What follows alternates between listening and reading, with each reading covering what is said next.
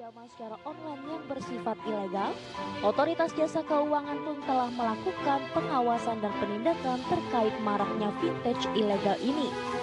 Belakangan Otoritas Jasa Keuangan telah mengeluarkan daftar 231 penyelenggara layanan pinjaman uang berbasis teknologi informasi atau vintage peer-to-peer lending yang tidak mengantongi izin. Assalamualaikum warahmatullahi wabarakatuh. Shalom, Om Swastiastu, Namo Buddhaya, dan salam kebajikan untuk kita semua. Perkenalkan, saya Areta Putri selaku pembicara pertama. Rekan berpikir saya, Pran Marius Manjuntak selaku pembicara kedua, dan Rahmat Santosa Daily selaku pembicara ketiga. Kami dari tim Thunderpod akan berdiri pada posisi kontra pada perdebatan kali ini. Choi Tidong plus K Soi Timen. Hukum memberi tidak lebih dari yang dibutuhkan. Assalamualaikum warahmatullahi wabarakatuh dan salam sejahtera untuk kita semua. Dewan juri yang terhormat serta rekan pemerhati hukum, sebelum memasuki ranah argumentasi kami, izinkanlah terlebih dahulu menyatakan bahwasannya kami menolak mosi perdebatan kali ini, yaitu pembentukan Badan Pengawas Khusus Perlindungan Layanan Fintech di Indonesia. Peraturan Bank Indonesia Nomor 19/12/PBI/2017 tentang penyelenggaraan teknologi finansial secara ringkas mendefinisikan financial technology sebagai penggunaan teknologi dalam sistem keuangan yang menghasilkan produk keuangan yang dapat berdampak pada stabilitas moneter, stabilitas sistem keuangan, dan sistem pembayaran. Dewan juri yang terhormat, financial technology merupakan dampak dari kemajuan teknologi dan sistem informasi di Indonesia yang dapat dilihat dari kemunculan produk jasa keuangan seperti e-money, blockchain, dan lainnya yang berbasis teknologi. Dewan juri yang terhormat, layanan keuangan fintech di Indonesia tidak hanya memberikan dampak positif, tetapi juga menyebabkan berbagai persoalan yang ada seperti penipuan, kebocoran, dan penyalahgunaan data pribadi serta persoalan lainnya. Dan oleh karena itulah Dewan juri yang terhormat dibutuhkan pengawasan demi perlindungan terhadap penyelenggaraan layanan fintech di Indonesia. Tupoksi pengawasan fintech di Indonesia terletak pada dua lembaga negara independen, yaitu Bank Indonesia dan Otoritas Jasa Keuangan. Bank Indonesia menjalankan pengawasan terhadap fintech terbatas pada layanan yang berkaitan dengan sistem pembayaran sesuai dengan yang didelegasikan oleh Undang-Undang Bank Indonesia dan Peraturan Bank Indonesia Nomor 19/12/PBI/2017 tentang penyelenggaraan teknologi finansial. Di sisi lain, Dewan juri yang terhormat, OJK sebagai pengawas sektor jasa keuangan dalam hal ini mengawasi layanan fintech yang tidak terkait dengan sistem pembayaran telah diakomodir dalam Peraturan OJK Nomor 13/POJK 02/2018 tentang inovasi keuangan digital di sektor jasa keuangan. Hal inilah telah sesuai dengan apa yang diamanatkan oleh pembukaan Undang-Undang Dasar tahun 1945. Bahwa negara harus memberikan perlindungan dan kepastian hukum bagi masyarakat. Beranjak dari kerangka pemikiran tersebut, Dewan juri yang terhormat, kami tidak menyetujui adanya pembentukan Badan Pengawas Khusus Perlindungan Layanan Fintech di Indonesia.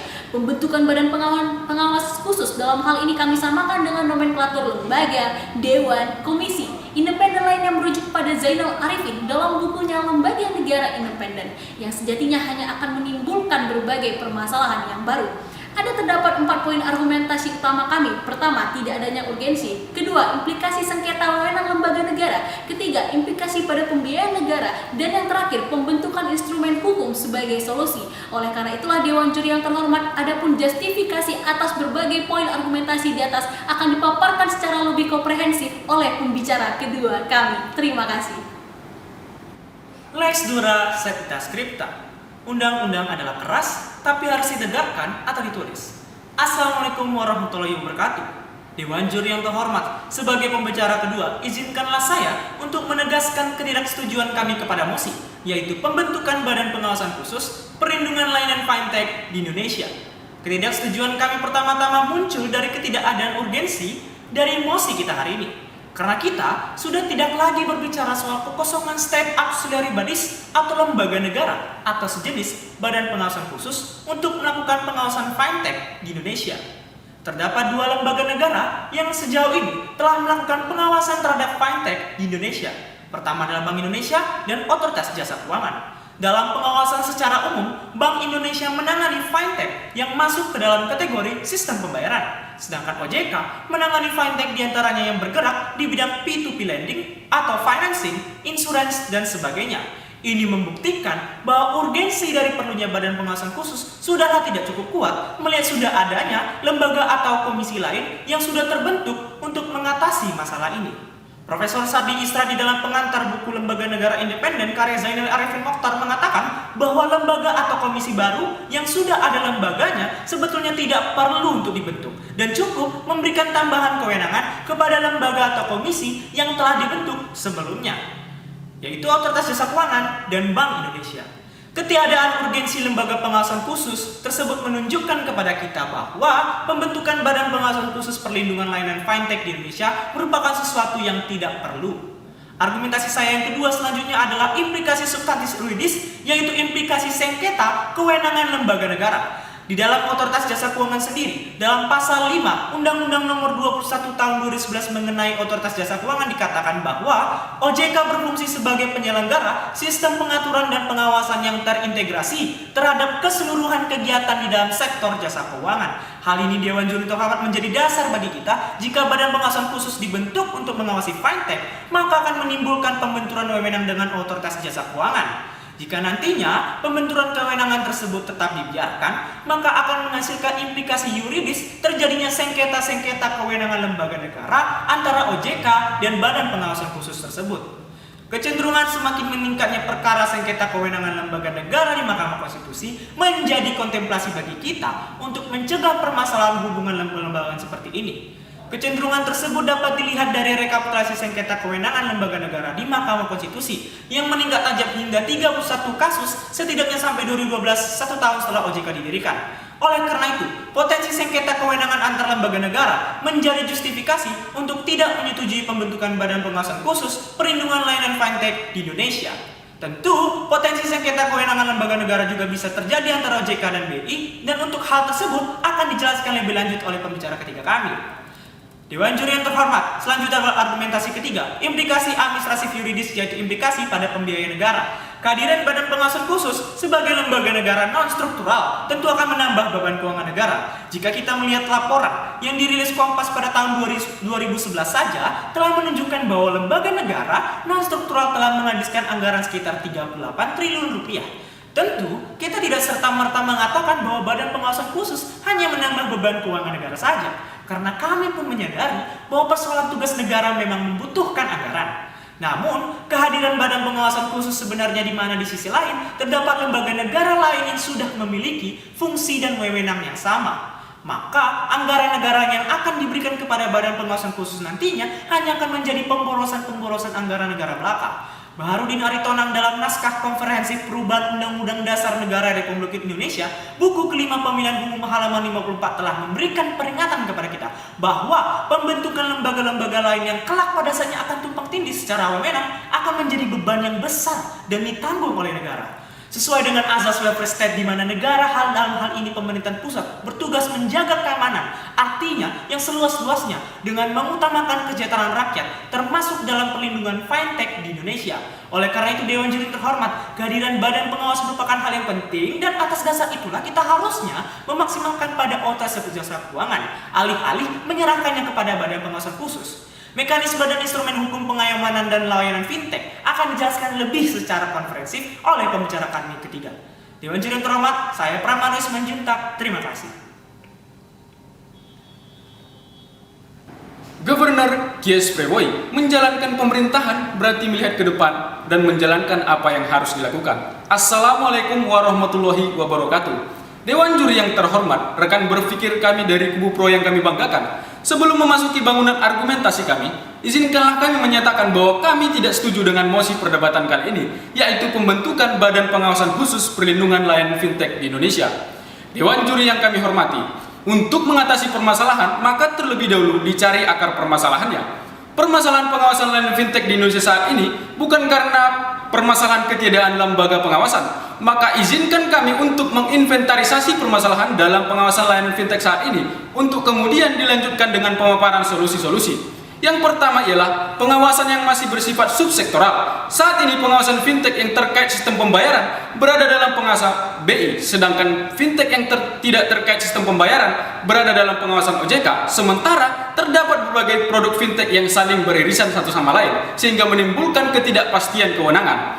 Permasalahan ini timbulkan karena pola kerjasama antara BI dan OJK tidak diatur secara rigid dan spesifik, yakni hanya diatur melalui pola keputusan bersama atau nota kesepahaman yang belum secara kuat mengatur pembagian tugas pengawasan secara komprehensif.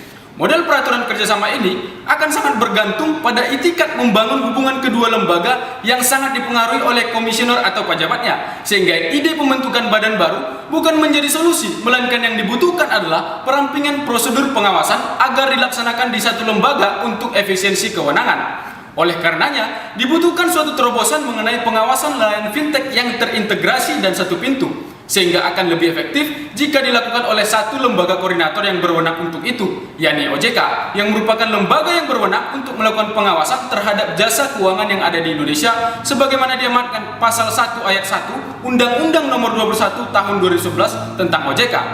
Permasalahan kedua adalah ketiadaan regulasi mengenai fintech startup selain jenis peer-to-peer lending dan juga ketiadaan mekanisme penanganan pengaduan dan penyelesaian sengketa fintech. Regulasi yang telah diatur baik oleh BI maupun OJK hanya mengatur mengenai fintech peer-to-peer lending dan belum mengatur terkait mekanisme pengaduan dan penyelesaian sengketa pada para pelaku fintech. Permasalahan selanjutnya ialah layanan fintech tidak dilandasi payung hukum yang kuat. Pengaturan mengenai fintech ini hanya diatur oleh peraturan BI dan peraturan OJK.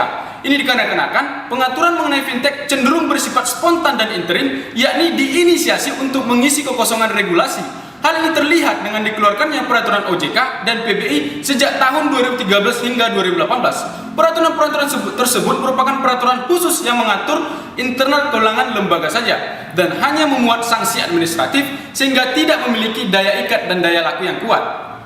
Dengan memandang beberapa permasalahan serta kebutuhan dalam pengawasan layanan fintech di Indonesia, yang dibutuhkan bukan pembentukan badan baru untuk pengawasan dikarenakan ada BI dan OJK. Yang dibutuhkan ialah pengawasan dimaksimalkan pada satu lembaga yang dengan menghindarkan sengketa kewenangan serta legitimasi lembaga secara pengawasan secara normatif agar tidak terjadi perbenturan kewenangan lembaga. Lex semper dabit remedium, hukum selalu memberikan solusi. Menilik beberapa problem yang ada, maka solusi yang kami tawarkan yang pertama adalah pembentukan undang-undang yang akan mengatur mengenai fintech secara komprehensif. Undang-undang ini nantinya akan mengatur materi muatan yakni pemberian kewenangan pengawasan layanan fintech secara sektoral dan menyeluruh kepada OJK selaku koordinator dan BI sebagai agen ex officio di bidang sistem pembayaran. Hal yang selanjutnya akan diatur ialah mengenai fintech startup selain peer-to-peer lending, kemudian akan diatur mekanisme pengaduan dan penyelesaian sengketa pada para pelaku fintech. Mekanisme ini nantinya akan diberlakukan secara online dispute resolution yang dilakukan secara online agar lebih praktis dan efisien. Yang mana mekanisme ini akan ditindaklanjuti dalam bentuk pedoman yang akan dibuat oleh OJK.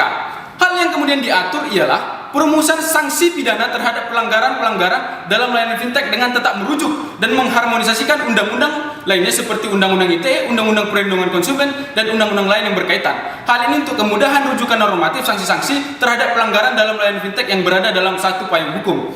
Dewan Juri yang kami hormati, pembentukan badan baru dalam rangka pengawasan khusus perlindungan layanan fintech hanya akan menimbulkan kompleksitas permasalahan baru. Apabila badan baru dibentuk, justru akan menambah perbenturan dan sengketa kewenangan lembaga yang bukan saja hanya antara BI dan OJK, namun juga dengan badan baru yang akan terbentuk nantinya. Masalah yang kemudian ialah ketidakteraturan lembaga-lembaga negara di Indonesia. Dalam masa transisi demokrasi di Indonesia, saat ini dibutuhkan adalah perampingan lembaga-lembaga, bukan justru menambah lembaga atau badan baru. Maka berdasarkan permasalahan-permasalahan yang ada serta mekanisme dan solusi yang telah kami sebutkan dan kami paparkan sebelumnya, kami sangat tidak setuju dengan mosi perdebatan kali ini, yaitu pembentukan Badan Pengawasan Khusus Perlindungan Layanan Fintech Indonesia.